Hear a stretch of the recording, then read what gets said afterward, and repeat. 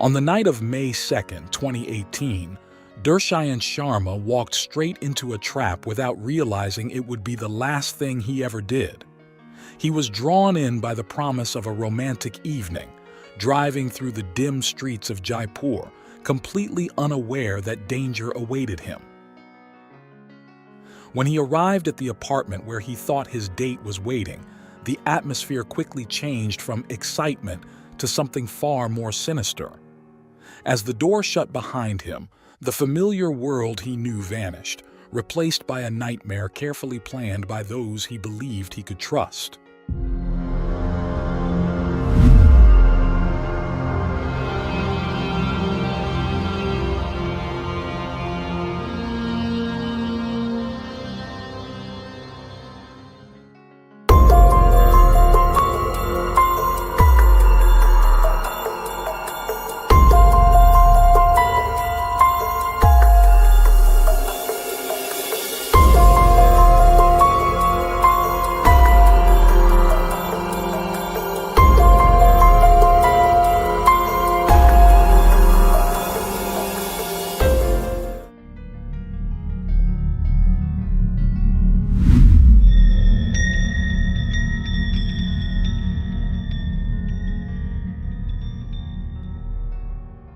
Dushyanth Sharma was born in 1992 in Jaipur, the capital of Rajasthan in northwestern India. He was the second child of Rameshwar and Baihanti Sharma. Tragically, the couple had recently lost their firstborn to an illness that claimed the child's life at just 1 year old. Following Dushyanth's birth, they welcomed their youngest son, Piyush, into the family. Although Dushyanth and Piyush brought joy to their parents, Rameshwar and Baihanti struggled with the lingering grief from their earlier loss. Focusing their energy on raising their two sons became a healing balm for the couple. As the family settled into their routine, Rameshwar worked as an accountant at a local cooperative while Baihanti managed the household. This close-knit environment highlighted Dushyanth's reserved nature. Unlike other children, he wasn't prone to mischief or teasing his younger brother Piyush. This calm demeanor reassured Baihanti. During his primary school years, Dushyanth excelled academically but remained solitary, preferring quiet moments at home. He especially enjoyed spending time with his mother, Baihanti, watching her cook and learning simple culinary techniques. His solitude deepened in high school as his interest in technology and the digital world grew. Dushyanth spent countless hours online, largely avoiding social interactions. Despite this, his social media presence painted him as outgoing, frequently sharing well-dressed photos that suggested attendance at various events and nightlife outings.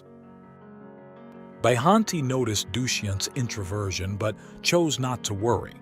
She focused instead on his strong adherence to Hindu traditions, ensuring he faithfully participated in family rituals and practices. She was confident that when Dushyanth started his own family, he would be a supportive husband and a cherished member of his household. In 2010, after completing high school, Dushyanth enrolled in an engineering program at a university.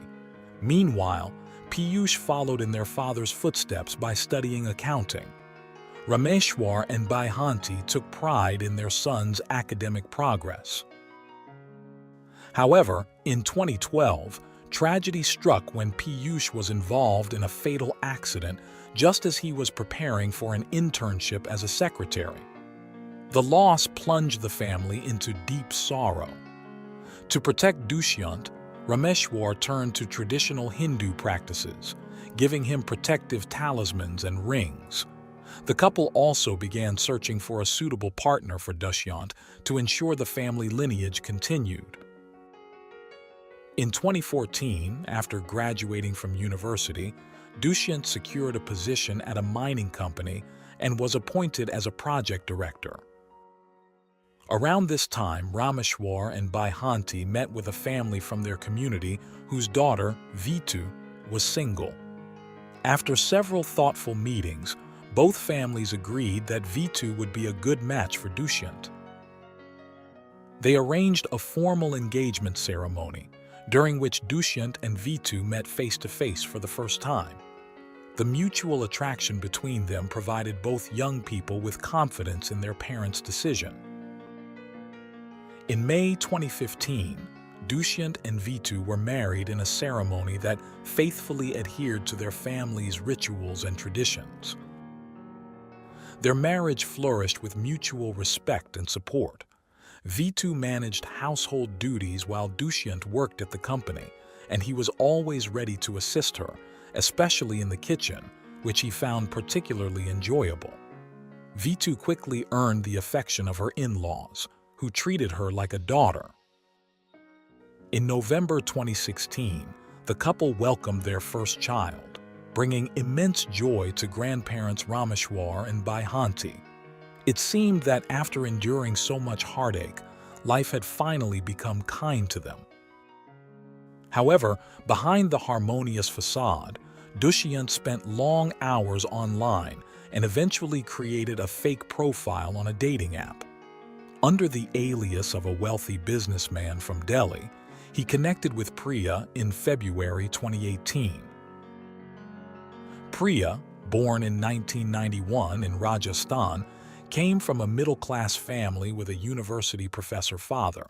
She was an exceptional student, accumulating numerous certificates and medals that adorned her family home. However, her parents were concerned about her increasing rebelliousness, as Priya was known to challenge them to achieve her goals. Her outstanding academic performance allowed her to choose from a wide range of university programs. In the end, Priya decided to pursue an arts degree at Jaipur University. In 2012, she moved there, relying on her father for financial support, who sent her $250 a month. However, as someone never satisfied with her circumstances, it wasn't long before Priya, captivated by the luxury and comforts of the city, found this amount insufficient. To supplement her income, she began taking various training courses alongside her studies, aiming to secure a job in public administration. In her second year of university, while browsing the newspaper for potential job openings, Priya stumbled upon an ad that piqued her interest. She jotted down the details and later visited the location. To her surprise, she discovered it was an escort service offering money for recruiting other university girls. Her initial reaction was to decline, but upon learning about the potential earnings, the ambitious Priya reconsidered. Before long, she started working for the agency. From that moment, Priya became obsessed with money, specifically with obtaining it easily. She constantly envisioned herself surrounded by wealth and luxury.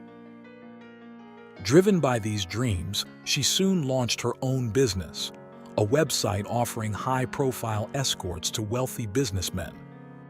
However, her transactions were nothing but a scam. Whenever clients contacted her, she would send them photos to choose from, and then demand full payment up front. After meeting them at their hotels to collect the cash, she would disappear, turning off her phone and vanishing without a trace. Although the scheme required her to frequently change phone numbers, this was a minor inconvenience compared to the substantial sums of money she was making. With her newfound wealth, Priya expanded her collection of clothing and accessories without worrying too much about her bills, and her desire for opulence only grew stronger. Priya knew exactly who her ideal clients were. She targeted men aged 35 to 50, preferably married, as they were more likely to stay silent after being scammed, fearing public humiliation or the loss of their marriages. However, in 2014, one of her victims finally mustered the courage to file a fraud complaint with the Jaipur police. As a result, Priya was tracked down and arrested. Although she posted bail and was quickly released, she immediately began scheming new ways to make easy money, which led her to commit an ATM robbery. Once again, she was caught and arrested, but surprisingly, she managed to secure her release the very same day. In early 2018, Priya started a relationship with a bank manager. Initially, she played the role of a typical girlfriend, and they even moved in together. But suddenly, without any prior conflict, she began threatening to file a false report of intimate abuse against him, demanding $12,000 in exchange for her silence. Unintimidated, the bank manager reported the incident to the authorities, and Priya found herself behind bars once more. Despite her repeated offenses, she was back on the streets by February 2018. That same month, she created a profile on a dating app and met Dikshant Kamra. At 21 years old, Dikshant was originally from Jaipur and had recently worked as a model and producer in Bombay. Mismanagement of his finances had led him to accumulate $30,000 in debt, eventually forcing him to return to his hometown. After their first in-person meeting, Priya and Dikshant quickly started a romantic relationship. In an attempt to be as honest as possible with her, Dikshant opened up about his life, even sharing his most personal struggles, including the financial problems he was facing. Priya, on the other hand, kept her true occupation a secret and fabricated a life that didn't exist. When the truth about his girlfriend eventually came to light, Dikshant didn't distance himself. Instead, he saw an opportunity.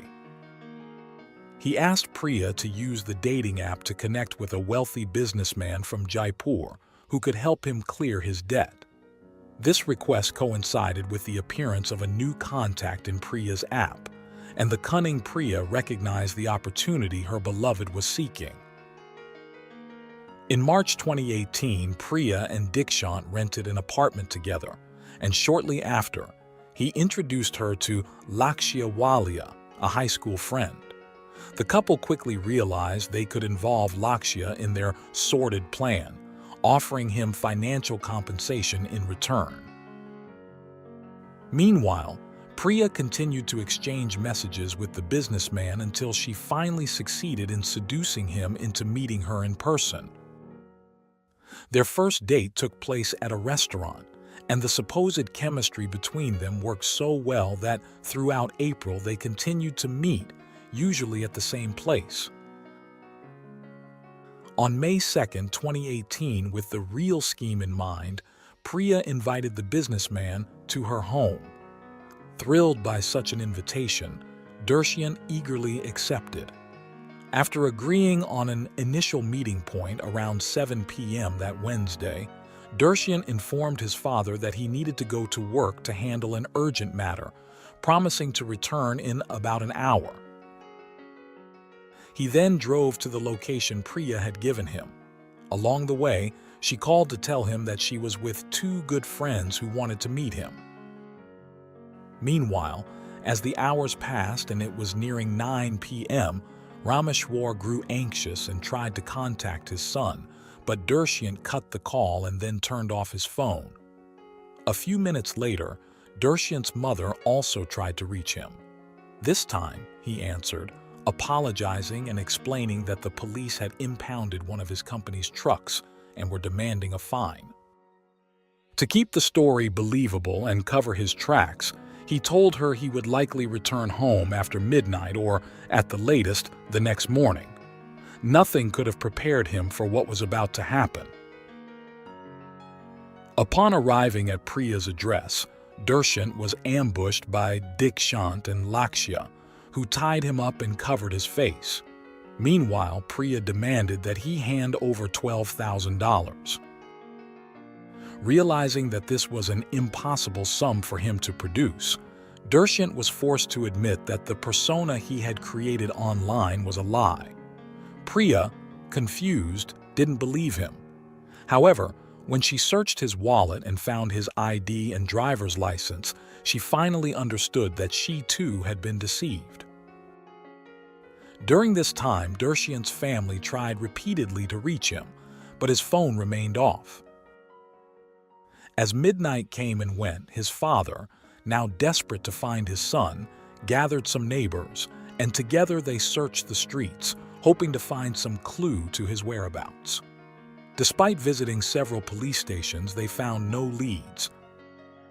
On the morning of Thursday, May 3rd, Priya forced Dushyant to call his family, demanding they provide the money or they would end his life. The shock and terror left his father speechless for a few seconds until a female voice on the other end jolted him back to reality. The harshness of her words motivated Rameshwar to try and take control of the situation.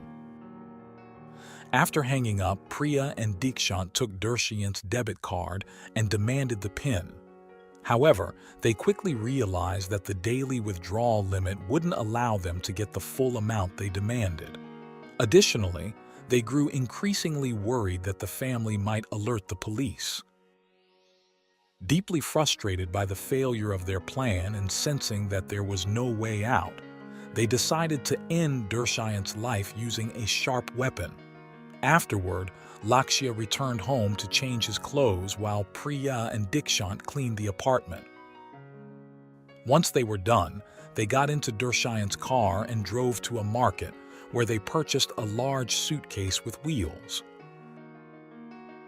Meanwhile, unaware of the tragedy that had already unfolded, Rameshwar managed to gather the money and, before noon that Thursday, deposited it into his son's account.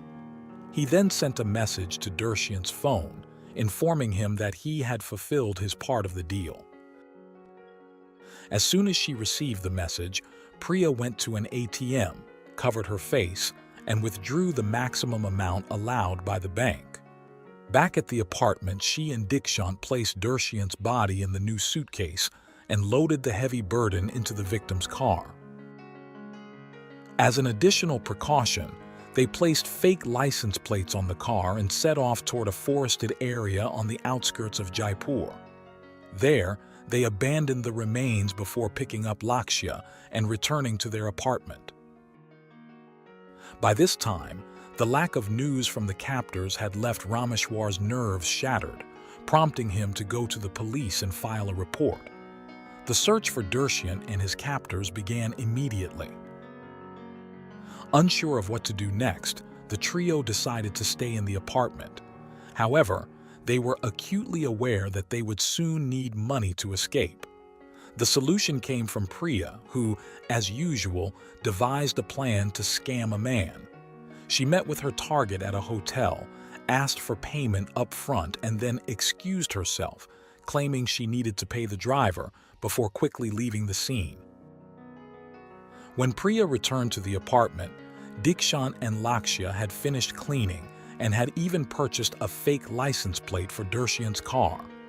Confident that they had covered all their tracks, they got into the vehicle and drove to a train station, planning to leave the city early the next morning. While the trio was preparing to flee, on the night of Thursday, May 3rd, 2018, a passerby stumbled upon the abandoned suitcase. Believing he had found something valuable, he opened it, only to be horrified by the contents. Shaken by what he had discovered, the man immediately contacted the authorities. Forensic experts arrived, and the unidentified body was transported to the morgue. The preliminary autopsy report revealed that the victim had died from multiple stab wounds to the face. Notified of the discovery and the physical characteristics of the body, investigators contacted Rameshwar to confirm whether it might be his son. When he arrived at the hospital and saw the body, the numerous wounds made the already horrifying experience even worse. However, upon recognizing the amulets Dushyant was wearing, Rameshwar knew without a doubt that it was his son. During the subsequent investigation, it was discovered through phone records that, in the days leading up to his disappearance, Dushyant had called the same unknown number several times, a number not linked to anyone in his circle. Satellite tracking allowed authorities to locate Dershyan's device and confirm that it had been in close proximity to the mysterious number on the night he went missing. Hoping the information would lead them to the perpetrators, the police followed the signal to an address. However, when they arrived, they found only an empty residence. While forensic teams collected evidence from the apartment, luminol tests revealed numerous bloodstains, and within hours, more than 100 items were recovered for analysis. Neighbors identified Priya and Dikshant as the residents. Early on the morning of Friday, May 4, 2018, the phone records placed the unknown number near the Jaipur train station, prompting the police to rush to the location. In a scene reminiscent of a movie, Priya, Dikshant, and Lakshya's attempt to flee was thwarted by officers who quickly arrested them.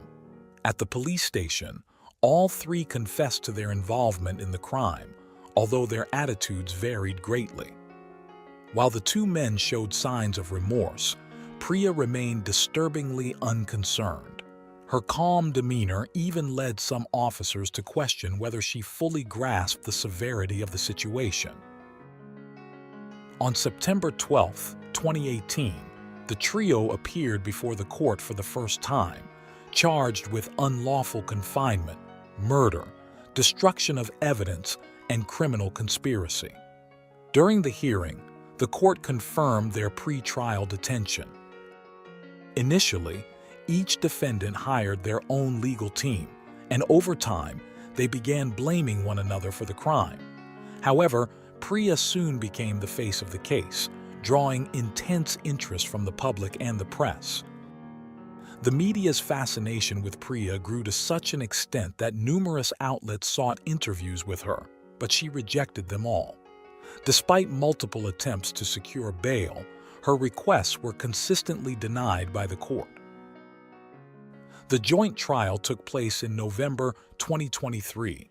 After hearing witness testimonies and reviewing the prosecution's evidence, the judge declared that the facts of the case were clearly established through circumstantial evidence. On November 23, 2023, the court found Priya, Dikshant, and Lakshya guilty. The following day, the court sentenced all three to life imprisonment for the murder of Dershant Sharma. The sadness on the faces of the convicted was evident, with Priya unable to hold back the tears that streamed down her cheeks. Although Rameshwar closely followed the trial, the thought of facing those responsible for his son's death was unbearable. However, even from a distance, the final judgment brought him a sense of relief after 5 long years of waiting. While the scars of the tragedy remained unhealed, Dershyan's parents found renewed strength not only in their grandson, but also in Vitu, who, having moved past the deceptions of her late husband, continued to provide Rameshwar and Baihanti with the love and care she had always shown them.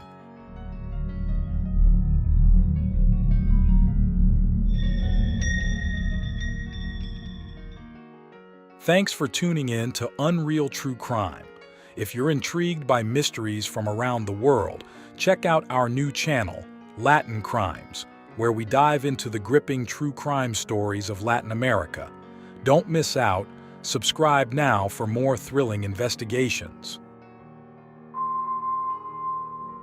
Every day we coexist with evil. We witness the darkest side of human behavior. The suffering caused by one individual to others is something inherent in our society. As dedicated investigators of the criminal world, we're on a mission to uncover the most shocking crimes and get inside the minds of those who commit them. I am Lucas, and today I bring you another unreal true crime.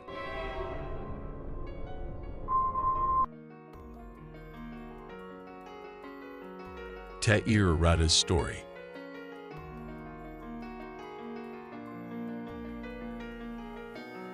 Ta'ir Rada was the pride and joy of Shemuel and Ilana Rada, inhabitants of the peaceful Katzrin, a short distance from Haifa in Israel. She grew up with her older siblings, Roy and Ohad, who were always watchful and caring towards her.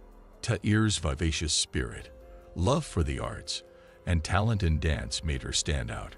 Her friends fondly referred to her as their guiding star. Naturally, Ta'ir's charisma meant she led and others were inclined to follow. Though her beauty and wit sometimes brewed jealousy among other young girls, any rifts were generally short-lived since many of these girls had been friends from childhood. Ta'ir's daily life included attending a local high school, and like many kids in her neighborhood, she preferred walking to school. It was her routine to call her mother upon reaching home, a reassuring habit for the family. However, on the fateful day of December 6, 2006, things took a turn. Skipping her last class to mingle with her friends, Ta'ir was her usual self, blending in and enjoying the camaraderie. Around 1:20 p.m., she got really thirsty, so she went to the school building to get a drink. Some younger students recall seeing her on the floor where the 10th grade classrooms were located. However, at night, when the usual call didn't come that evening, her mother grew anxious. Initially dismissing it as a simple delay or a visit to a friend's house, worry soon set in when Ta'ir was nowhere to be found. Her family tried calling her many times on her phone, but she didn't pick up. This made them worry and feel very sad. Ilana's motherly instincts screamed that something was wrong. Without a second thought, she mobilized a search party made up of relatives, friends, acquaintances, and even strangers, all rallying to find Ta'ir. Shemuel, in sheer desperation, joined the search, navigating through the cold, dark streets.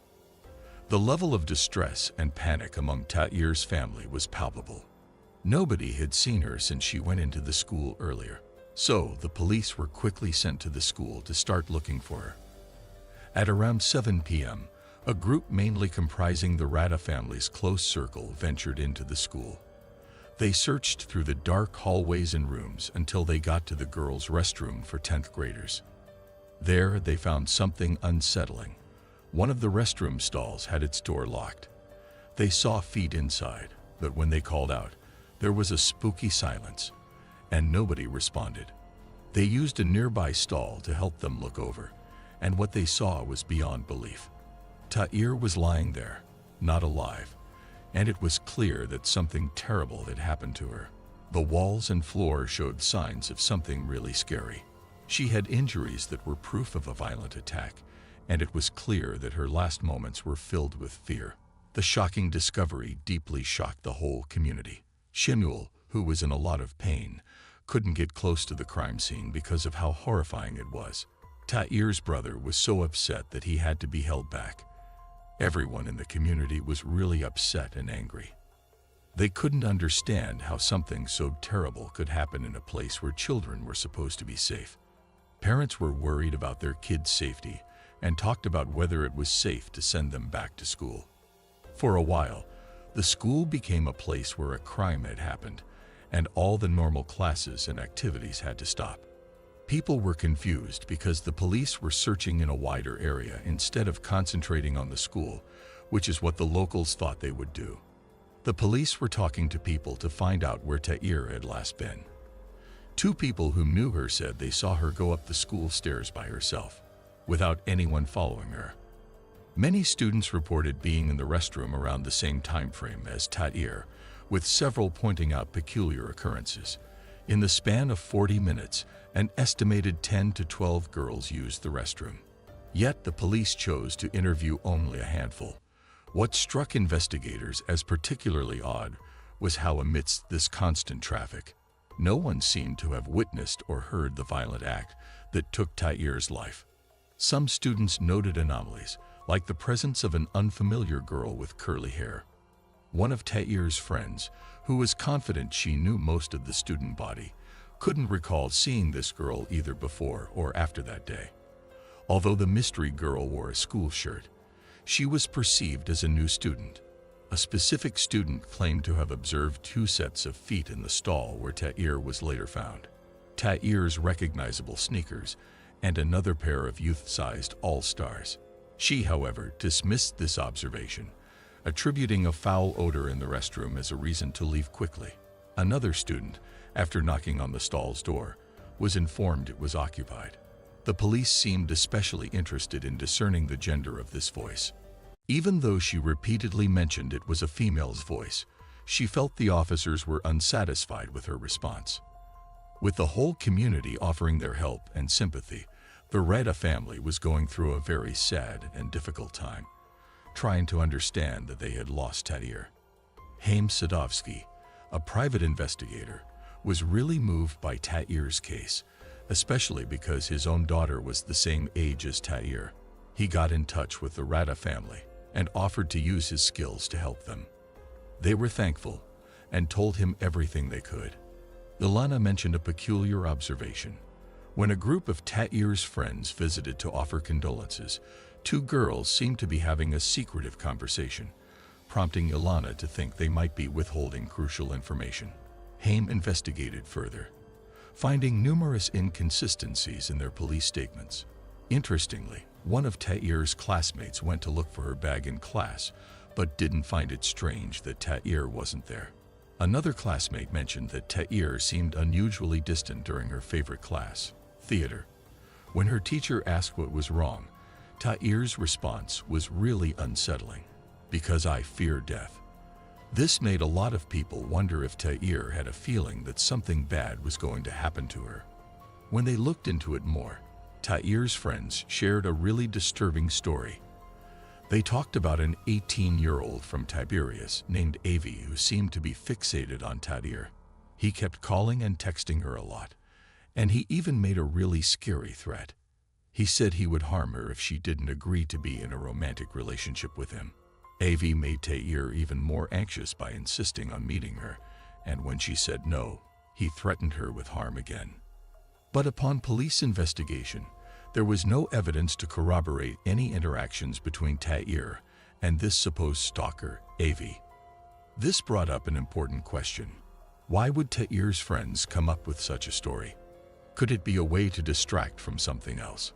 Haim Sadovsky, during his investigation, reasoned that the extreme violence inflicted upon Tair didn't seem characteristic of an adult assailant. An adult wouldn't need to exert such brutality to overpower a young girl. He postulated that the culprits were likely two individuals, roughly Tair's age and stature.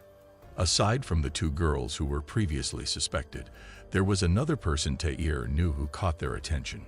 This girl was similar to Tair in terms of looks and intelligence, but they had a noticeable dislike for each other. Tair had told her mom about her concerns regarding this person at the beginning of the school year. What's interesting is that this girl left town not long after Tair's death, and when the authorities asked her about students leaving town, she avoided giving a straight answer. Despite initial suspicions pointing towards Tair's classmates, the investigation did not yield any DNA, fingerprints, or shoe imprints as evidence. Authorities then shifted their focus to a gardener employed at the school.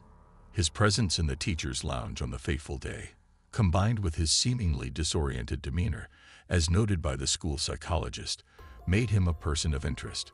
But the school's gardener had a strong alibi that made it hard for the police to connect him to the crime. Even though the psychologist's statements seemed believable, the police were stuck with a lot of uncertainties and not enough answers. Then, in a surprising turn of events, the investigation started looking at someone else who looked very much like the school's gardener. This led investigators to believe that the school psychologist could have mistakenly identified the two. Roman Zadorov, a construction worker at the school, found himself under the investigative lens shortly after Tair's murder. A recent immigrant from Ukraine, Zadorov had relocated to Israel 2 years prior and was earning a living through miscellaneous construction jobs. He had met his wife, Olga, back in Ukraine, and the two were high school sweethearts. His family made the move to Israel, where he was then employed as a handyman for a contractor. Due to visa restrictions, Zadorov wasn't legally allowed to work, so he was compensated in cash. At his wife's urging, Zadorov had initiated the process of acquiring Israeli citizenship during the time of his arrest. He wasn't fluent in Hebrew and mostly communicated in Russian. The police's suspicion was aroused when Zadorov revealed that he had discarded the clothes he wore on the day of Tair's murder. During the long hours of his interrogation, while denying any involvement in the crime, investigators scoured his residence. They unearthed pornographic content on his computer, which, upon closer inspection, involved young but legally aged women. Further amplifying suspicion was Zadorov's collection of knives, especially given the nature of Tair's injuries. Zadorov's detention was based on the circumstantial evidence of the knives and the school psychologist's potentially mistaken testimony. Adding to the tension was the media's reporting of unverified information, claims that Zadorov's DNA matched that found at the crime scene. This, however, was not accurate. While DNA samples were indeed sent to the U.S. for testing, the results were pending. The interrogation tactics took a contentious turn. Authorities missiled Zadorov, stating that his DNA was present at the crime scene in an attempt to extract a confession. Although Zadorov initially resisted, he was pressured into thinking the evidence was undeniable. He speculated that perhaps he inadvertently stepped in blood he had noticed in the school's male restroom, thus explaining any potential trace. After this grueling questioning, he was placed in a holding cell, suggesting further developments in the case were imminent. Something surprising happened. Zadorov's cellmate turned out to be working with the police. They promised him a lot of money, and even more if he could get Zadorov to admit to the crime. But Zadorov didn't give in. He kept saying he didn't do it, especially because he had just become a father and didn't want to lose his family. But after more than a week, the informant tried a different approach. He made Zadorov believe that the evidence against him was really strong, and his best chance to get a shorter prison sentence would be to admit to a lesser crime like manslaughter. That way, he might spend less time in jail. Under significant pressure, and with the informant's guidance, Zadorov was led to believe that he might have acted in a fit of uncontrollable rage, a side effect of feeling marginalized as an immigrant in Israel. Zadorov started doubting his own memory, pondering over past incidents where he acted out and later had no recollection of the event. Eventually, he mused, "Maybe I did kill her. If everything points towards me, perhaps I did it." Yet inconsistencies remained. Zadorov recalled working late on the day of Tair's murder and wasn't covered in any blood. His discarded trousers, which had been a point of suspicion, were thrown away due to their uncomfortable fit, not any purported bloodstains. Without Zadorov knowing, his talks in the prison cell were being recorded. Taking advantage of Zadorov's growing uncertainty, the investigators convinced him to act out what happened during a crime at the school, and they recorded everything on video. The authorities thought this was the proof they needed. Later, in a press conference, they said they had caught Tair's killer and suggested that a small argument over cigarettes had made Zadorov react violently. However, Tair's family and friends challenged this narrative. They desired more concrete forensic evidence. They felt in their core that Zadorov wasn't the actual perpetrator. Their skepticism was compounded by the police's claim regarding the cigarette altercation.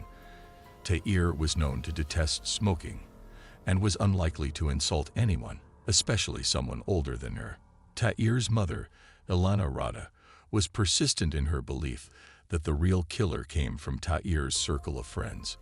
Over the years, she gathered information, growing increasingly convinced that there were unsettling dynamics within Tair's close group of friends, leading up to her tragic death. Ilana, while digging deeper into the school's culture, found some disturbing information. She thought that a lot of students might be part of a satanic group, and she started thinking that Tair's death could have been a part of a ritual. As the investigation continued, Roman Zadorov's wife got in touch with their legal team. After they did their own investigation, they came to the conclusion that Zadorov was being blamed for something he didn't do and had been manipulated into confessing. Zadorov quickly recanted his confession, yet remained incarcerated awaiting his trial, which commenced on July 2, 2007. The prosecution's narrative took a dramatic turn. They suggested that traumatic childhood experiences from Ukraine were triggered when Zadorov began working at a school, leading to an explosive reaction when provoked by the students. They also misleadingly stated that DNA evidence tied Zadorov to the crime scene, even though the results from the U.S. had not been received. The defense, however, dismantled the prosecution's claims one by one.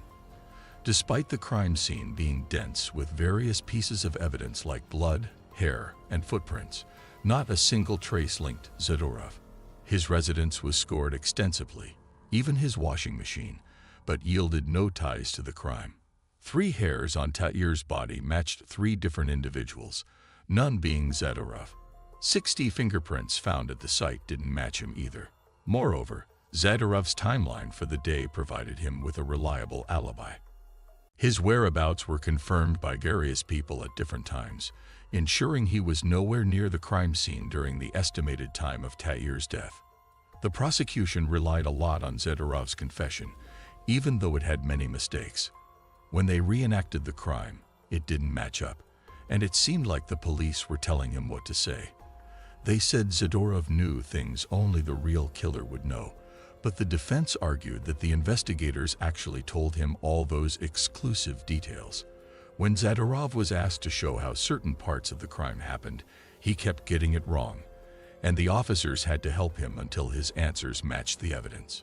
Furthermore, the nature of Tair's injuries suggested they were inflicted by a left-handed individual, while Zadorov was right-handed. The multiple inconsistencies in Zadorov's confession raised significant doubts about its authenticity and the integrity of the investigation. Zadorov's confession had a lot of inconsistencies, and the defense team pointed them out clearly. He said he used a knife with a smooth blade, but the forensic evidence showed that the weapon had a serrated edge. To make things more confusing, during the reenactment of the school, Zadorov took the officers to the wrong restroom. The actual crime scene was easy to spot because there was still crime scene tape there, which was a pretty big mistake. Also, when Zadorov showed how he escaped from the restroom cubicle, it didn't match the evidence at the crime scene. He said he jumped over the cubicle door, but the footprints suggested that the killer climbed over the neighboring cubicle instead. Prosecutors argued that a bloody footprint at the scene matched Zadorov's specific shoe brand. However, this claim lost weight given that no blood was found on his actual shoes. Considering the violent nature of the crime, it seemed improbable that he could be present in the cubicle without his shoes being splattered with blood.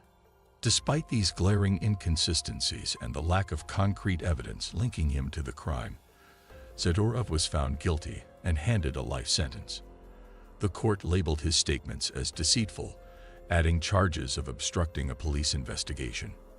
After the trial, Tair's mother initially believed Zadorov was the perpetrator, swayed by his confession and the supposed footprint evidence. Yet, in the ensuing months, her conviction wavered. Ilana Rada soon went public with her distrust in the legal system and voiced suspicions towards students at Tair's school, even suggesting a satanic ritual might be involved.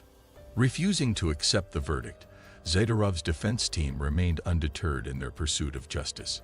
Further muddying the case's credibility was a scandal involving the presiding judge, who later resigned due to charges of indecent offenses against minors. Public sentiment started to shift towards Zadorov, with many voicing their support for his innocence and demanding justice for Tair. In 2016, a documentary, Shadow of Truth, spotlighted the case and introduced a harrowing confession from an anonymous individual. He recounted a chilling admission from his ex-girlfriend, referred to as AK, who confessed to Tair's murder. This former student of the same high school confessed to wearing the school's uniform, lying in wait, and killing Tair in a ritualistic manner. This confession eerily aligned with earlier police testimonies from a student. Ak's backstory further darkened this narrative. She had a traumatic childhood, which included witnessing extreme violence and being concealed in a wolf's corpse for warmth. These experiences led her to have disturbing fantasies about violence and blood, to the point where she became obsessed with them. After Tair's murder, AK supposedly told her lover all the gruesome details of the crime, even showing them her blood-soaked clothes and the murder weapon. She went into great detail about what she did and what happened afterward, and it strangely matched what investigators had already found. Bringing back these unsettling claims and stories only added to the complexity and uncertainty of the case. In the dark aftermath of Tair's murder, AK stayed close to the lifeless body, hiding until it was safe to leave. She managed to slip away without anyone noticing, changing out of her blood-stained clothes and getting clean ones before making her escape. Once she got home, she cleaned herself up and disappeared from everyone's radar. Roman Zadorov's defense team was eager to probe deeper into the account relayed by AK's ex-boyfriend. They subjected him to 3 lie detector tests, all of which he passed without any signs of deceit. This prompted the police to arrest AK, a striking blonde woman who vehemently denied any involvement in Tair's killing. AK shifted the blame to her former lover, accusing him of both harboring bloody fantasies and physically assaulting her. Things took a really unsettling turn when AK, who was on house arrest, tried to harm her current boyfriend. When he rejected her, an intoxicated AK threatened him with a piece of broken glass. Luckily, people nearby stopped her from carrying out the attack. When the police arrested her, AK suddenly had a scary change of heart and confirmed the horrifying things her ex-boyfriend had told them before. Even though AK was found unfit to go to trial for the attempted murder and was sent to a mental health facility, no formal charges were filed against her. On the other hand, her ex-boyfriend had to deal with charges of obstructing justice and indecent assault while he was in prison. While he was behind bars, the authorities made him a proposition. If he took back what he had said about AK's involvement in Tair's murder, they would drop his charges. He strongly and dramatically refused, even threatening to take his own life, while insisting that AK was responsible for Tair's tragic death. The tragic murder of Tair Rada not only took away a young, promising life, but also shattered the lives of those who loved her. The passing of Shemuel Rada, Tair's father, in January 2016, further added to the family's anguish. During Shemuel's final farewell, Ilana read his heart-wrenching words, calling Shemuel a king soon to be reunited with his queen. Tair underlined the depths of her pain. And amidst her own overwhelming grief, she expressed her own yearning to join them. Yet, the story continued to unfold. The discovery of new forensic evidence in 2018 threw a wrench into the case's perceived conclusions. The matching DNA of a hair found on Tair's body to the man who had earlier made revelations about AK muddied the waters even more. It raised pressing questions. Was he the true perpetrator, or had he been speaking the truth throughout? His proximity to AK during the murder, and the fact that criminals often immerse themselves in investigations added layers of complexity. In 2019, Zadorov's attorney Yoram Halevi filed a request with the Supreme Court for a trial, claiming the existence of a lot of new evidence that proves unequivocally that Zadorov did not murder the deceased and could not have murdered the deceased. In a dramatic ruling in perhaps the most famous murder case in Israeli history, Roman Zadorov was acquitted on March 2023 of the 2006 murder of a 13-year-old schoolgirl that horrified the nation, in a retrial that overturned previous convictions that saw him serve more than a decade behind bars after being sentenced to life. The panel of 3 judges at the Nazareth District Court announced a 2-1 decision to exonerate Zadorov, who burst into tears and later said, "The truth triumphed. I am happy. I was confined to my home. Now I will take my children for a stroll." Judges Asher Kula and Danny Sarfati acquitted Zadorov, while the third judge, Tamer Nissim Shai, ruled that he was guilty. The verdict is some 700 pages long. A representative of the state prosecutors in the case said her team would study the verdict and then decide whether to appeal the acquittal to the Supreme Court. At the end of the verdict reading, Judge Kula turned to Ilana Rada, the victim's mother. "We tried to solve the mystery, But it is possible that TINDER took her secret to the grave, he said. Ilana Rada answered. At last, after 16 years of lies, justice was served. The war is just beginning. This is a cover-up by the prosecution. The prosecutors of the State of Israel murdered my daughter, she added, reiterating her past accusations that the poor investigative work and alleged framing of Zadorov had been tantamount to murdering her daughter all over again. While at the moment no one has been charged for TINDER's murder, we hope it will happen in a near future. For more heart-rending tales and true story crimes, remember to subscribe and like. Stay respectful in the comments, especially considering the grieving families. Until next time on Unreal True Crime, stay safe and good night.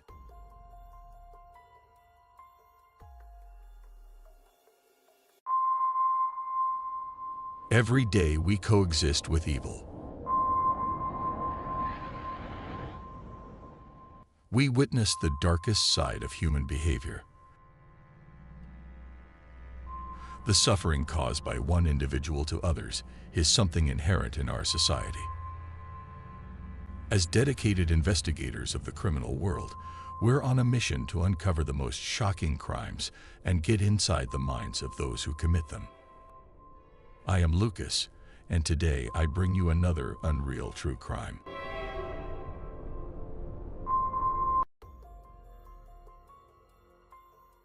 The case of Leah Sousa.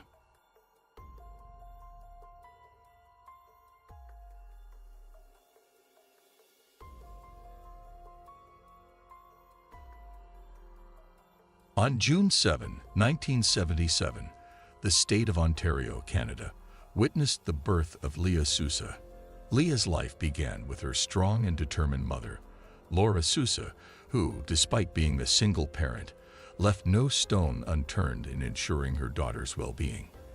For a considerable time, their world was just the two of them, journeying through life's highs and lows together.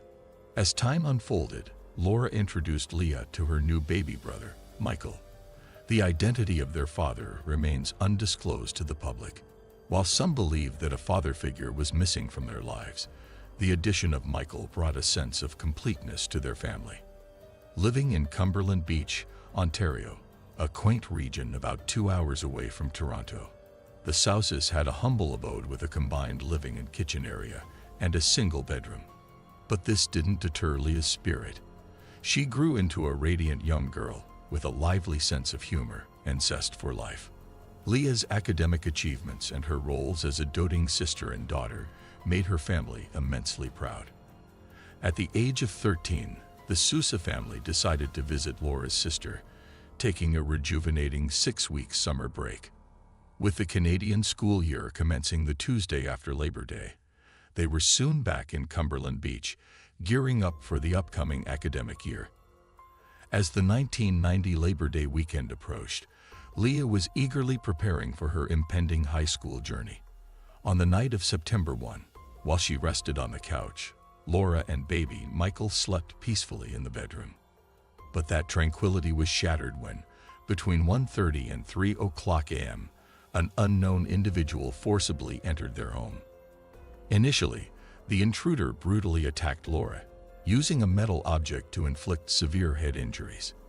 He then turned his attention to Leah, assaulting her inside the house before dragging her to the backyard for further violence. The following morning, a friend of Leah's grew concerned after failing to reach her by phone. She decided to check on her, cycling over to the Sousa residence. The horrific sight she discovered was beyond comprehension. Leah's lifeless body lay in the backyard amidst a scene of devastation. The police were immediately alerted, and upon arrival, they found Laura grievously injured but alive. The silver lining amidst the tragedy was that young Michael remained untouched and unaware of the nightmare that had taken place. Laura was rushed to a Toronto-based hospital, where she spent 3 challenging weeks recuperating under tight security, fearing the perpetrator might return. The extent of her injuries required multiple surgeries, leading to the insertion of metal implants in her skull and cheek. One eye was severely damaged, resulting in lasting issues like impaired vision, dizziness, and diminished hearing. The brutal attack on Leah and her mother, who miraculously survived, profoundly shook both law enforcement and the residents of the rural community. In a place where people once led peaceful lives, leaving doors and windows open and letting children cycle freely without any fear, panic began to permeate the air. Parents became hesitant to let their children play outdoors, preferring to keep them close and in sight. Locking doors, securing windows, and keeping weapons nearby for self-defense became commonplace. In fact, out of sheer fear of a nocturnal assault, many residents started keeping a weapon or tool close to their beds. The palpable fear was evident on the faces of the community members.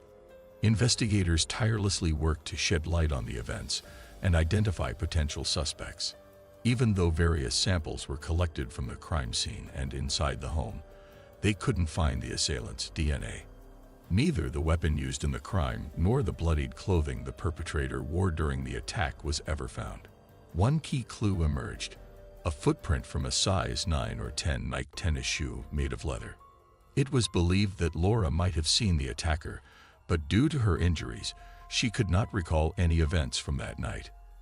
Investigators theorized that the individual who took Leah's life might have been familiar with the family and their vulnerabilities, noting their secluded living area and the absence of a male figure in the household, a single mother with an infant and a teenage daughter.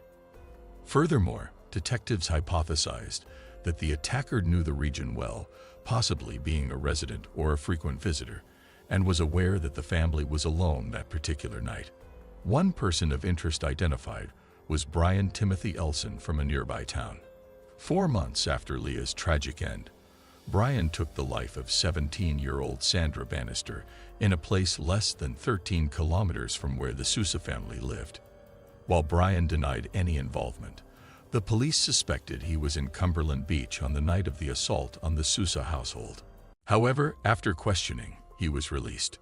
He was never charged for Leah's murder, but pleaded guilty to manslaughter in Sandra's case, serving only 6 years in prison. After his release, due to concerns about his potential threat, the courts allowed the police to monitor his movements for 3 years, though this led to no further developments. As the authorities persisted in their investigations, Laura grappled with the gaps in her memory. Eager to recall the events of that fateful night, she tried various methods, including hypnosis and the controversial use of sodium pentothal, commonly known as truth serum. However, these attempts were in vain. Later, she turned to a renowned expert in brain science in Ontario.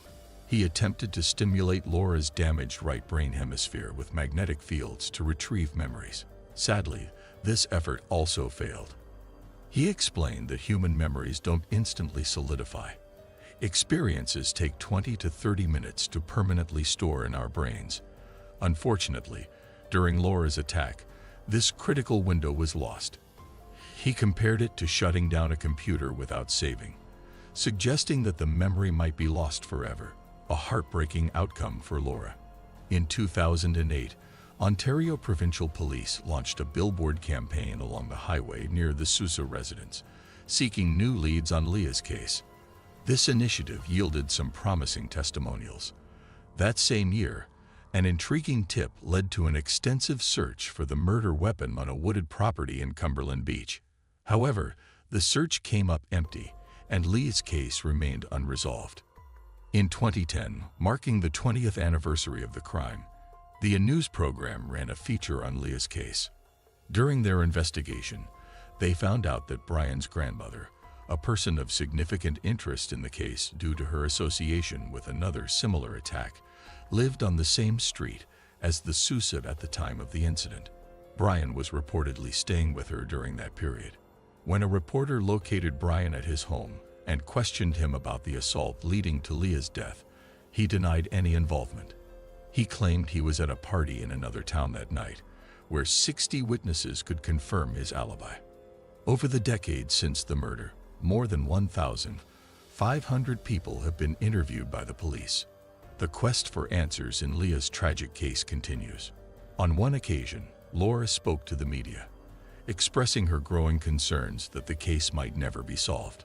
However, she maintained hope that one day she would come to know what transpired and why. The grieving mother pleaded with the community not to forget her daughter, even though she couldn't remember the events of that fateful night. The haunting memories continued to torment her, and she wasn't the only one scared by the tragic events of the summer night in 1990. Officers who investigated Leah's case, along with the journalists who covered it, acknowledged the horror that continued to grip them. By 2020, an investigator of the Ontario Provincial Police, the last in a series of investigators who had been on the case since Labor Day 1990, described the brutality as off the charts. He stated that both mother and daughter, deep in sleep, stood no chance against the attacker as they were ambushed and severely beaten. At that point, he revealed that the police believed a pipe or an iron wrench might have been the weapon used by the assailant. Yet they held back further investigative details to avoid jeopardizing the case. Regrettably, as the years since Leah's assault and the severe injuries inflicted on her mother Laura passed, the mystery of that night remained unsolved. More than 2 decades after the incident, the police reiterated that there were individuals who had information about the events and could potentially help solve the case. Despite a reward offer of $50,000 for information leading to the arrest and conviction of the perpetrator, that crucial piece of evidence never materialized. Still, they encouraged anyone who believed they had even the slightest information to come forward. Jim Van Allen, a criminal profiler with the Ontario Provincial Police, had studied around 850 fatal assaults before retiring in 2010. He dedicated significant years of his career trying to understand the motives behind heinous crimes and how to prevent them. When discussing Leah's case, he stated that while all violent deaths are tragic, some, like Leah's, are unforgettable. To Jim, the crime scene, which looked like a dollhouse in a tidy 60 square meter space without a basement, suggested that the attack was personal and intimate. Given that the family had only recently moved in and only locals knew they were home, he surmised that the aggressor was local and likely acted alone. In Jim's analysis, the intruder, equipped with a metal tool to break a window pane, likely had a sinister plan for the night. The level of violence exhibited indicated the act wasn't just a random outburst, but rather a manifestation of deep-seated sadism. Jim hypothesized that the assailant, already predisposed to violence, might have been at a personal breaking point, possibly under the influence and driven by a lifetime of resentments. He pondered if the man had a recent argument or felt particularly humiliated that day, suggesting past humiliations could have acted as a trigger for his rage. The profiler believed that the attacker might have known Laura and been interested in her. However, as a single mother, she would have been out of his league, like many other women. Jim's analysis suggested that while the intruder was likely known in the community, he wasn't particularly well liked, leading women to instinctively fear him. From Jim's assessment, while criminals typically flee their localities after committing heinous acts, he felt Leah's assailant might have remained nearby. Perhaps he cleaned his stained clothes and discarded the metallic instrument. The attacker's potential financial constraints and limited resources might have dictated this choice. Though not exceptionally astute, the culprit had the cunning to remain silent. In Jim's professional estimation, this person showed no regret for Leah's untimely death and likely felt indifferent about Laura's fortunate survival. But all these speculations and years of persistent investigation couldn't bring them any closer to the elusive perpetrator. In a twist in 2014, Barry Rule, an ex-officer of the Ontario Provincial Police with 3 decades of service, unveiled a book named A Viable Suspect: Multiple Murders and the Limits of a Police Force in Canada's Most Noted Unsolved Mystery. Barry's narrative raised suspicions about a serial criminal, dubbed Larry Talbot in his writings, connecting him to Leah's demise and other similar incidents in southwest Ontario. A personal encounter with this man named Larry in 1971 was recounted by Barry, wherein Larry trespassed and assaulted his fiancée. This attack was thwarted by Barry, who noticed the intruder's method of entry, breaking a rear window, resembled the approach at the Sousa residence. Larry, known as a traveling salesman in southwest Ontario, had his vehicle inspected, revealing a rape kit. Yet, regardless of Barry's insights into recurring patterns, Larry escaped intense scrutiny and passed away without ever being a legally recognized suspect. Even as Barry's book garnered attention, it didn't decisively resolve the cases hinting at Larry's involvement. Commemorating the 25th year of Leah's tragic end in 2015, Laura echoed sentiments of profound sorrow and exasperation, mourning the stolen potential of Leah's life. Investigators, over the years, left no stone unturned, pursuing leads, deploying multimedia investigations, revisiting evidence, and meticulously studying the comprehensive case files, among the most voluminous in police records. With the belief that someone local held the key to unlocking Leah's murder mystery, the police broadcasted a plea for information, spotlighting a $50,000 reward. Leah's mother lamented that even after years, she couldn't recollect the events of that devastating night. The knowledge that clues about the identity of the assailant responsible for Leah's tragic end were locked away in her memory was tormenting. Driving past the house became a somber task for many in the community. Paul Peden spoke about the profound impact this incident had on their lives. Even though he never knew Leah personally, the chilling details of her fate left him and his peers deeply shaken. Parents became overly cautious, restricting their children's outdoor activities. In a time without the rapid information spread of social media, whispers of fear propagated through the community. A new detective took over the case in 2019, and he has been diligently collaborating with experts from similar past cases. The case file, vast and complex, demanded exhaustive scrutiny to uncover any overlooked evidence. Though he didn't divulge specifics on whether they believed a single individual or multiple were involved, he emphasized the continual re-examination of evidence from 1990, thanks to modern forensic methods. Even after over 30 years, the brutal demise of Leah Sousa remains an unresolved mystery. The collective efforts of the community and law enforcement have yet to bring the perpetrator to justice. This harrowing case serves as a grim reminder to the community about the imperativeness of vigilance and unity. Authorities, meanwhile, are unwavering in their quest for justice. Leah's memory remains etched in the community, continually underscoring the importance of justice and safety for all. That concludes today's narration. Your support is immensely appreciated. If you resonate with this content, please subscribe and share. This was another episode of Unreal True Crime. Until next time.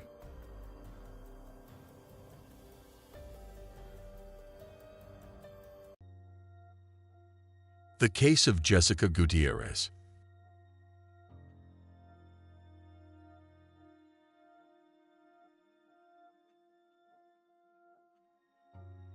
Jessica Gutierrez, warmly known as Jessie by her family, was born on December 3, 1981, in the United States. She was the youngest amongst her three siblings. The family lived in a modest mobile home located in the rural area of South Carolina. In 1983, the tranquility was disrupted when Jessica's parents divorced. The children were left in the full custody of their mother, Deborah, while David Gutierrez, their father, moved to Mexico, maintaining a transient lifestyle between there and California. Following the divorce, Deborah worked diligently, finding employment at the United States Postal Service to meet the needs of her family, ensuring their well-being despite the challenges of raising 4 children alone. In June of 1986, Deborah found herself entangled with a man whose behavior grew progressively controlling and problematic, exacerbated by his increasing alcohol consumption. Eventually, his behavior reached a tipping point, leading to his expulsion from Deborah's life and home. However, Deborah's hope for respite was short-lived as her life plunged into further darkness. On June 5, 1986, a seemingly typical early summer day unfolded in South Carolina. The weather was pleasant, with temperatures hovering around 30 degrees Celsius, clouds ornamenting the sky. The family spent their day indulging in outdoor activities and nurturing familial bonds. The day concluded with Deborah preparing sandwiches for dinner and painting Jessica's nails before the children were put to bed.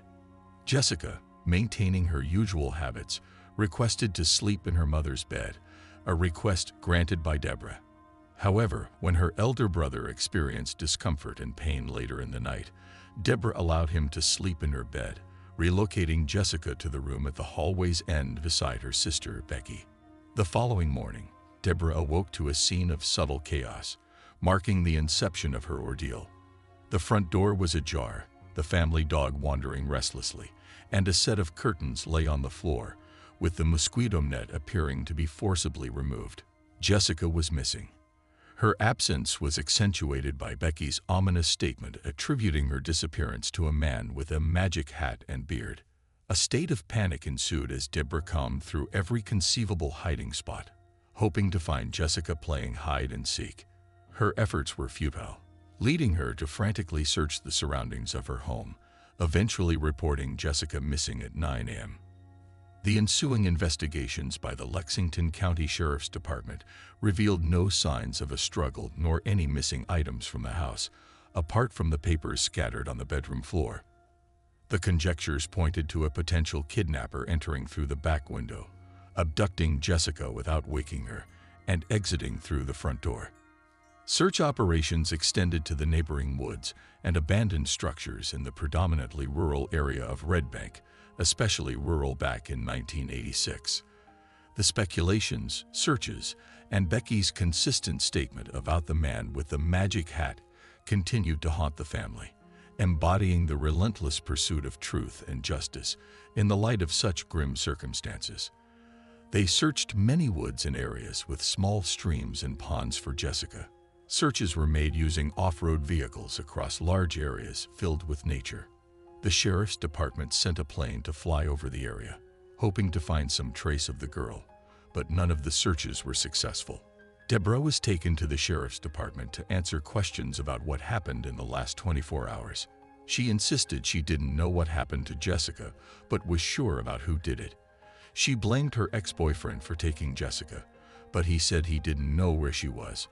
The police also looked into Jessica's father, who was in California at the time. No charges were made against them. On June 7, the FBI and South Carolina law enforcement joined the search. Bulletins were sent nationwide. This was 10 years before the Amber Alert system and way before the internet era, so communication between departments could be slow and cumbersome. The sheriff's department tapped Deborah's phone to monitor all incoming and outgoing calls in case someone called with ransom demands. The police told reporters they believed Jessica was taken from the mobile home and didn't walk away on her own. Weeks into the investigation, the detectives only had one physical clue found at the home. A fresh fingerprint was found on the open window at the back of the house, believed to be the point of entry on June 5. The fingerprint was sent to the FBI, but no matches were found. In September 1986, the sheriff in charge announced they had a suspect but didn't have enough proof to charge him. The suspect had failed a polygraph test, but since those aren't admissible in court, it wasn't enough for an arrest. After this, there were few glimmers of hope in the following years. In 1987, police in Kansas contacted the Lexington County Sheriff's Department, saying they had a girl matching Jessica's description. Deborah flew to Kansas hoping to see her daughter, but it wasn't Jessica. Deborah returned to South Carolina, determined to keep Jessica's case alive. She and the sheriff often disagreed about the case and argued over the investigation. Deborah decided to conduct her own investigation and keep Jessica's case in the public eye.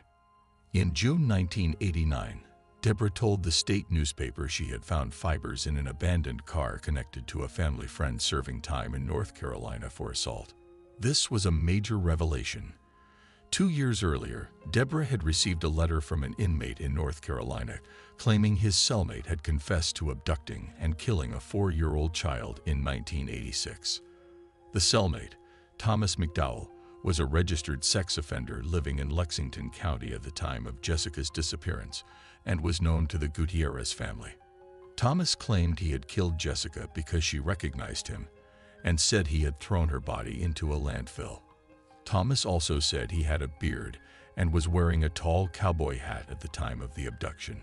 Thomas' cellmate not only informed Deborah but also contacted the police with this information. This led investigators to extensively interrogate Thomas, who agreed to disclose every detail about the crime to the detectives. However, he demanded immunity in exchange. Of course, it wasn't a deal the state was willing to make, so he remained in prison in North Carolina, and Jessica's case officially went unresolved. Deborah felt frustrated and angry. In 1989, she told the state newspaper that it felt like they had no rights and that the system wasn't working for the victims. She was particularly upset that no charges were brought against Thomas.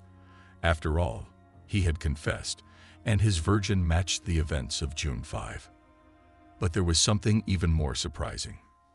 Thomas's fingerprints were taken and found to match the fingerprint found on the Gutierrez family house window. In 2007, 21 years after Jessica's disappearance, Deborah publicly criticized a Lexington County Sheriff's Department and accused them of mishandling her daughter's case. She said that for years she had been afraid of what would happen if she dared to contradict the sheriff, a powerful figure in South Carolina. But after 2 decades, she wanted the case to move forward and knew she needed media attention to achieve it. Local news had access to a recorded telephone call between Deborah and the sheriff in June 1986, just a few days after Jessica's disappearance. In the call, recorded by the Sheriff's Department's wiretapping unit, Deborah argued with him about the case, concerned and demanding answers as he was pulling investigators off the search. The sheriff replied that he would give answers when he had them, and then threatened to pull all his agents off the case and send them home if she interfered with him. Of course, Deborah was angered by the sheriff's response, viewing it as a threat to her daughter's case. She asked him what the people who elected him would think if he abandoned Jessica, and he responded that they could elect him or not because he didn't really care what they did. In 2007, when the call transcript was made public, the sheriff said he remembered that Deborah had accused him of favoritism and not handling the case properly, and it had hurt his feelings. Deborah also expressed her frustration with prosecutor, indicating that she had been trying for years to get other agencies to take over the case, but he had not allowed it. The case was even reviewed by the prosecutor in 2007, but no action was taken to charge or prosecute any suspects. When consulted about it, he stated that most of the evidence was inadmissible, and the little that could serve had an explanation and a reasonable doubt. He also said that without a body, the state would need much more evidence to secure a conviction. After this, the case fell back into obscurity, but its main protagonists were generating their own headlines. In 2014, Sheriff James Metz was charged in federal court with 10 counts of bribery and wire fraud, for which he was sentenced to 12 months in prison. In 2016, prosecutor Donnie Myers was arrested for driving under the influence after crashing his car into a utility pole and abandoning the vehicle. He was fined $1,000 and retired from public service in 2017.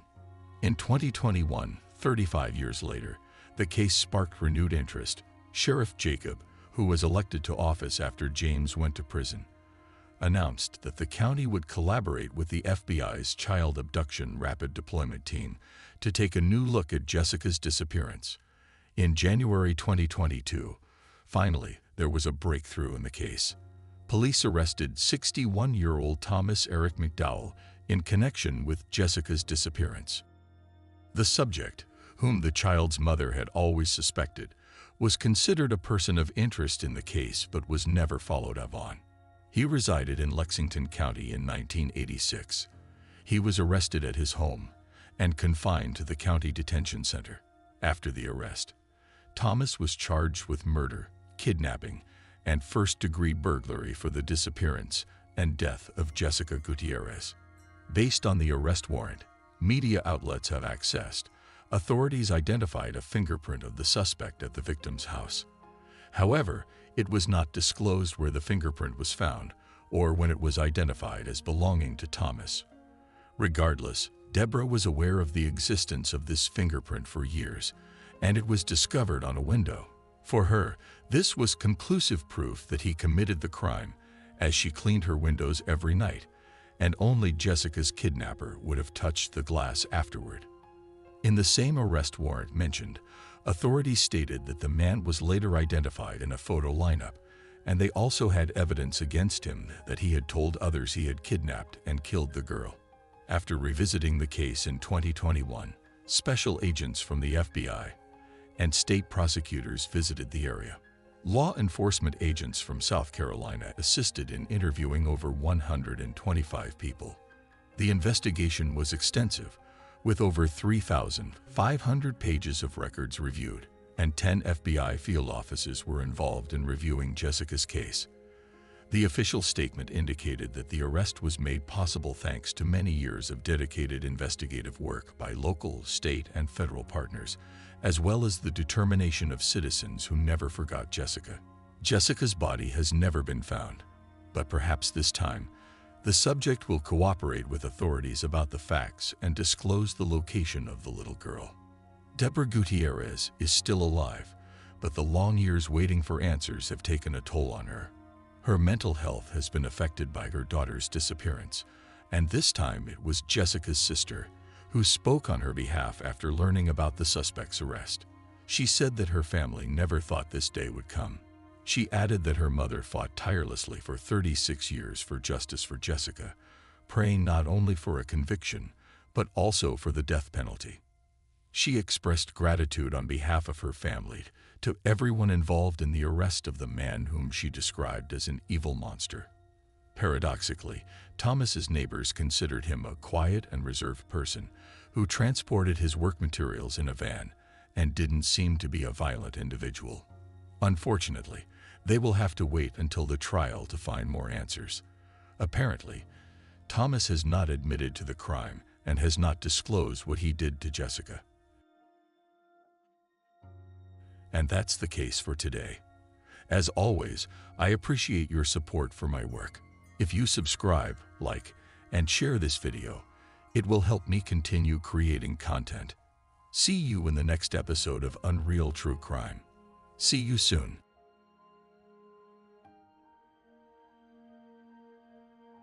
On January 24, 2009, in the Spanish city of Seville, a 17-year-old girl named Martha del Castillo left to meet her boyfriend, Miguel Carcanio, as they needed to discuss some aspects of their relationship.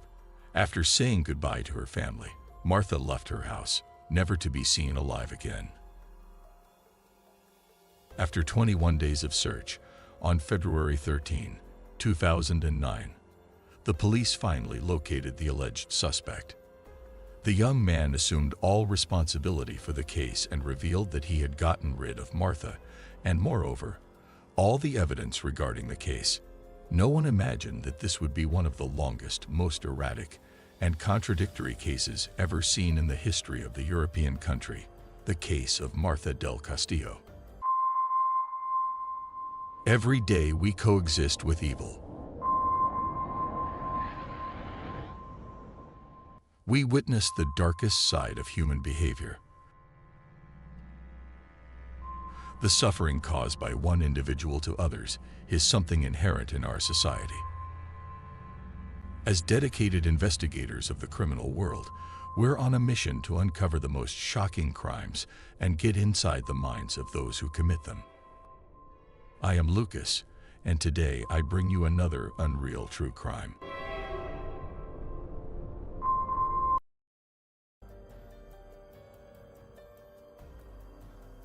The case of Martha del Castillo.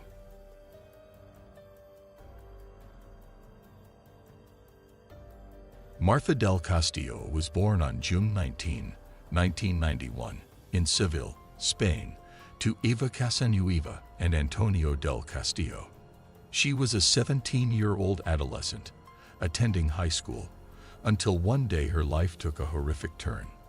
On January 24, 2009, Martha was chatting with Sylvia Fernandez, her best friend, when suddenly Martha ended the conversation. She told her friend that she had to leave and that she was in a hurry because her boyfriend Miguel Carcanio was waiting downstairs. She needed to talk to him to clarify some things about their relationship and assured that she would tell everything when she returned. In the hallway, Martha ran into her father, who advised her not to get on Miguel's motorcycle. The only response he received from his daughter was a kiss on the cheek. At 5:30 p.m., Martha left her home, and as the hours passed, and she didn't return, her family began to worry. Her mother decided to call all acquaintances who might have information about her daughter's whereabouts, including Carcanio. The unanimous response was that Martha must be with Miguel. He must know where she was. However, after the young man did not answer the calls, Martha's father decided to approach the boy's house, repeatedly rang the bell, but no one opened the door. Eventually, they could contact someone who had seen her that night, Samuel Benitez, a close friend of Miguel. At that moment, Martha's mother perceived the first strange situation. The young man told her that Miguel had left Martha at his house at midnight, which was impossible, as it was only 11:45. At 2 in the morning, Martha's family finally reported her disappearance, but they never suspected that it would become one of the most publicized cases in the country's history. 4 hours later, the details of who was already a suspect, Martha's boyfriend Miguel Carcanio, were provided. At 1:30 p.m., a third report was filed. The police did not take action, and the family became increasingly impatient. Only 17 hours after the first request for help, as established by the protocol, the officers began searching for Martha. In the days following the disappearance, the family decided to take statements from relatives and friends of the young girl. On January 27, 2009, the first press conference was held, while the parents started a campaign to find the young girl. The following day, 2,000 people protested in Seville, calling for the young girl's return, under the slogan, "We are all Martha." On February 7, another demonstration was convened, gathering about 3,000 people. The case echoed on television and in newspapers. After 21 days of searching, on February 13, the police finally located Miguel Carcanio. The 20-year-old assumed all responsibility for the case, stating he had murdered Martha and dumped her body into the Guadalquivir River, very close to his apartment. He also shared a crucial piece of information. He didn't commit the atrocious acts alone. He identified Samuel Benitez as one of his accomplices, claiming he helped dispose of the body. Benitez accepted the blame. Later, Miguel identified Javier Garcia Marin, a problematic miner known as El Cuco, and Francisco Delgado, Carcanio's brother, and his girlfriend, Maria Garcia, as accomplices. All 5 were arrested. The interrogations led to a wave of contradictions, and simultaneously, the meticulous search for Martha's body in the river commenced. On February 16, Carcanio reiterated his statement in front of a judge. Unlike his friend Samuel, who wanted nothing to do with the case, he assured he had not been involved in Martha's murder and only confessed due to police harassment. On March 18, Miguel Carcanio requested to make another statement and changed his version of events, claiming both he and El Cuco abused Martha at knife point, after which the miner strangled her. They then took her body to Delgado's house and later threw it into a garbage container. Following these declarations, the judge ordered the suspension of the search in the Guadalquivir River and directed the search to a landfill.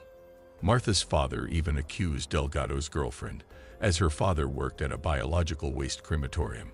He speculated that the body might have been incinerated.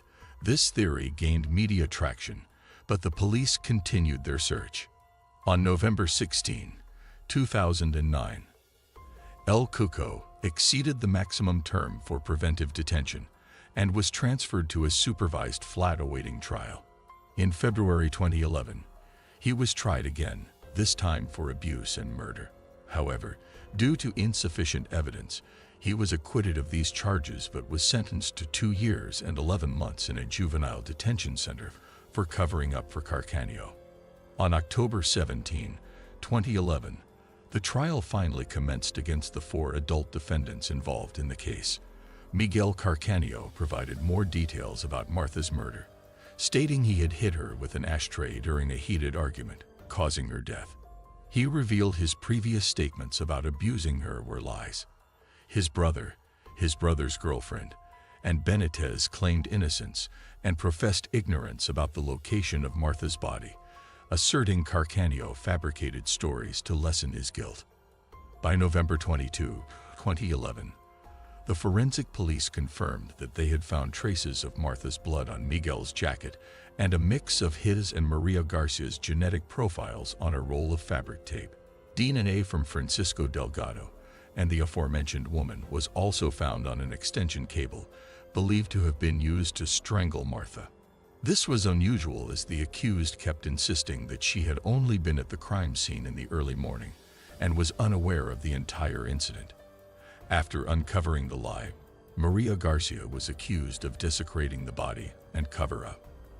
The police also detected up to 5 fingerprints on 3 alcohol bottles, one belonging to El Cuco. The only one against whom there was no evidence was Benitez. By this point, the 5 youths were already under the scrutiny of the entire population. The initial trials were held with substantial police presence, and the prosecution assigned prison years for Carcanio, Benitez, Delgado, and Garcia, involving a total of 90 witnesses, including national police officers and experts. The assistance of 30,000 phone monitorings, crime scene photographs, DNA found by the forensic police, and items found at the house located at Leon 13 were considered. The trials had created such a public uproar that people pressed against the police cordon to receive the accused, loudly demanding the appearance of Martha's body. Delgado and his girlfriend appeared covered with balaclavas and sunglasses, but they still couldn't escape the crowd. A lady approached them and started insulting them. Other people tried to remove their glasses while pushing them so that everyone could see their faces. During the trial, El Cuco's mother was interviewed, her face covered. She asserted her son's innocence and claimed neither she nor he knew anything about Martha's body.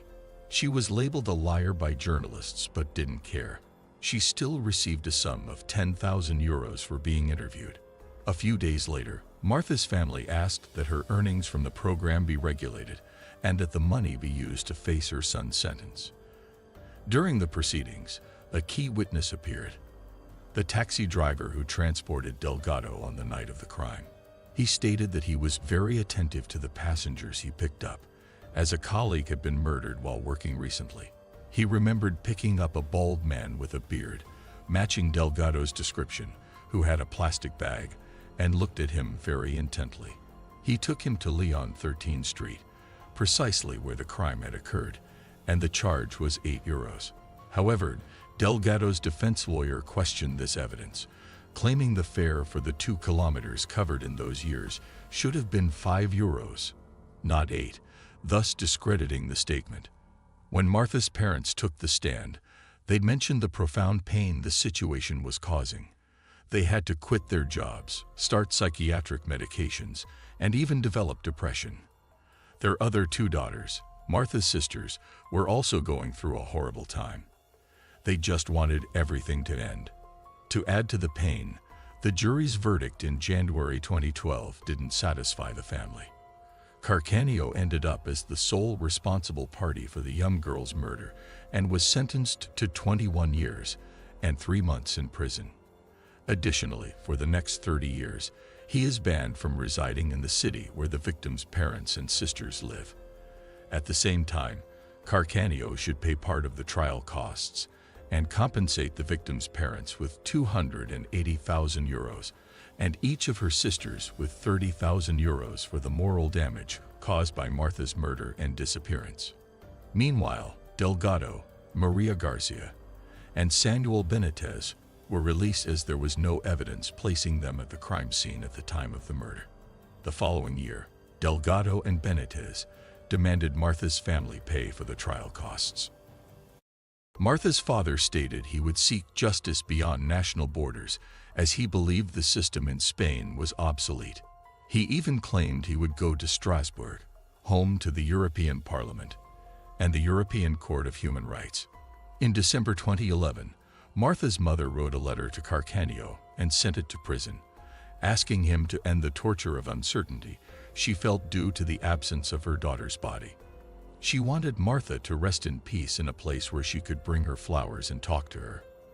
However, the letter never received a response. On January 24, 2012, 3 years after Martha's disappearance, demonstrations occurred in various cities and towns in Spain, demanding justice for the young girl. In prison, Carcanio was threatened by other inmates and later attempted suicide. He was admitted to a therapeutic module and did not receive visitors or talk to anyone on the phone. The young murderer was very busy during his imprisonment, creating up to 7 different versions of the crime, leading to several lawyers resigning from defending him. The latest version, in 2013, implicated someone close to him as the perpetrator of the crime. Carcanio spoke of an argument between him and his brother over the mortgage for the house at LLER 13. He sent a letter to the family expressing his wish to stop covering for Delgado. According to this version, a fight ensued over a fraudulent loan. The conversation escalated to the point that Delgado threatened his brother with a weapon. When Martha tried to intervene, she allegedly received a fatal blow with the butt of Delgado's gun. Delgado then made a call, and Miguel claims he doesn't know who it was directed to or what was discussed, but he remembers that he then ran out of the house, leaving Martha lifeless in the room. It was then that El Cuco arrived, and Miguel asked for his help to dispose of the body using a wheelchair. They transported the body to the Majaloba farm in La Rinconada and buried it there. Martha's parents believed Carcanio's version and held him in high esteem despite everything that had happened. They requested the reopening of the investigation, focusing on Miguel's brother this time. However, neither the prosecution nor the judge gave weight to the statements. Martha's father decided to visit Carcanio in prison himself, asking him to collaborate. He even told him he had bought the house at LLER 13 and that it would be his after serving his sentence if he helped find his daughter's body. The search for Martha's body was one of the most expensive in the country's history, encompassing both land and sea to locate the young girl. The first search was conducted in the Guadalquivir River. However, several inconsistencies were found when agents tried to recreate the transfer from LLER 13's floor. It was impossible for 3 people, in this case El Cuco, Carcanio, and Benitez, to transport together on a motorcycle, especially carrying Martha's body. In the reenactment, the body fell to the ground the moment the engine started, when Carcanio claimed that the body had been thrown in a trash bin. The search began in the landfill that receives all the waste from Seville. Due to the time elapse since the young girl's disappearance and the vast amount of waste received by the landfill, the search team estimated they would have to remove around 40,000 tons of garbage to obtain some result. They searched for a total of 32 days without success. The accused mentioned up to 4 different locations where the body was, prompting new searches each time.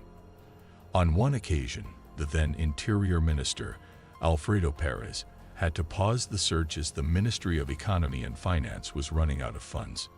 In April 2013, after pointing to his brother as Martha's real murderer, Carcanio gave a new location for the body near the municipality of La Rinconada. Despite losing almost all credibility after so many false versions, a new search was decided upon. Carcanio accompanied the police officers to where he claimed to have buried Martha's body along with Delgado on that night in 2009. He did not give precise directions. He only sketched the area where he believed they had dumped the body. The soil of 6 farms was excavated, focusing on points where, according to a study done with a georadar, there had been earth movements in recent years. In total, an area of 10,000 square meters was scanned, but again nothing was found. All the searches were in vain. At the request of the parents, the search for the body was halted until 2015. The public ministry asked the defendants to jointly compensate the Ministry of the Interior with a sum of $616,000 319 euros, the approximate cost of the search, but this never happened. Fortunately, other doubts in the case were resolved, thanks to a very special collaborator. In February 2009, Oscar presented himself to Rosalia, Cuco's mother, as a criminal, but in reality, he was an infiltrator seeking a confession, simple words that could shed some light on Martha's whereabouts. Over time, they began to meet frequently, seeing each other every 2 or 3 days, and talk daily on the phone. Rosalia trusted him with the keys to her house. They shared confidences, took long walks on the beach. He gained her trust and won her over. He even made her believe that they would leave together for some country in Eastern Europe once everything ended for her son. For 2.5 years, Oscar recorded 600 hours of conversation between Rosalia and her surroundings. In October 2011, El Cuco was already granted release permits from the juvenile center to which he had been sent for covering up for Carcanio. During a conversation, Oscar asked the young man if he thought the police were following him, to which El Cuco responded affirmatively, asserting they would do so to find out where they got rid of Martha. This statement forever incriminated him. After finishing talking, El Cuco immediately realized what he had said and quickly rectified, asserting he hadn't done anything, while Oscar played along as if he hadn't noticed. In other tapes, El Cuco mocked the police's efforts to find the body, and Rosalia discussed how inept the investigators had been for not auditing the calls from her mobile phone. Despite the hard work of the man, those 600 hours of recordings were never judicialized. Only in 2022, 13 years after Martha's disappearance, did the infiltrators' work yield results. On May 26, 2022, dozens of people, especially neighbors of Martha's family, gathered at the courthouse doors wanting to accompany them due to the celebration of the new judicial process. Rosalia and El Cuco arrived at the courthouse shielded by the police. The young man was entirely covered, wearing a large hoodie, a balaclava, sunglasses, and even gloves. Rosalia was wearing sunglasses, a mask, and a headscarf. In 2011, El Cuco declared that he had not been in the flat on Leon 13th Street, where the crime occurred, but with several friends. He said he had gone home at 11:30 at night and had met his mother's partner, who had gone out to throw out the garbage, then had gone up to his house and had not left for the rest of the night. Rosalia, for her part, said she had gone out with her partner for drinks around 11:30 at night and had returned home around 1:30 in the morning on January 25, finding her son asleep there. El Cuco confessed that on the night of January 24, Carcanio called him after having murdered Martha and asked him for help to bury her body. Along with Benitez, they took his mother's car and went to Leon 13, where Delgado was also found. Meanwhile, Rosalia was at the bar and stayed there until 4:30 in the morning. When she got home, her son was still missing. Both El Cuco and his mother were charged with perjury, the act aggravated by having obstructed the judicial procedure ongoing since 2009. Both El Cuco and Rosalia accepted responsibility for their acts. The trial was held, and the judge suspended all scheduled witness statements, leaving Martha's parents distressed as they had called Carcanio to testify in hopes he would finally reveal their daughter's whereabouts. On June 9, 2022, both El Cuco and Rosalia were sentenced to 2.5 years in prison, and the judge also imposed a fine of 1,440 euros each and a civil liability payment of 30,000 euros to Martha's parents. However, they didn't care about the money. They still wanted just one thing: to find the body of their daughter. That same year, the investigative judge authorized the expert to access the mobile phones of Carcanio and Martha. However, he did not grant permission to do the same with the rest of the individuals involved in the case, as there currently is no evidence against them. Carcanio consented to his phone being examined, insisting they would find evidence pointing to his brother as the actual murderer. Yet the main goal was to determine the location of the long-sought body. Although looking for new leads in the criminal case was prohibited, The expert never submitted his findings, and thus, the case was closed indefinitely. In November 2022, 13 years after Martha's murder, the civil court decided to close the separate investigation for the search of the body, deeming the legally stipulated investigation period as expired without any new significant discoveries. Martha's parents came to terms with the fact that Carcanio would never reveal the location of their daughter's body and decided to sell the flat where the crime occurred. Martha's case will join countless other unresolved cases worldwide, with documents gathering dust on a desk. That's all for today's episode. Don't forget to subscribe, hit the like button, and leave your comments, always with respect for the family of the victim. This is Unreal True Crime.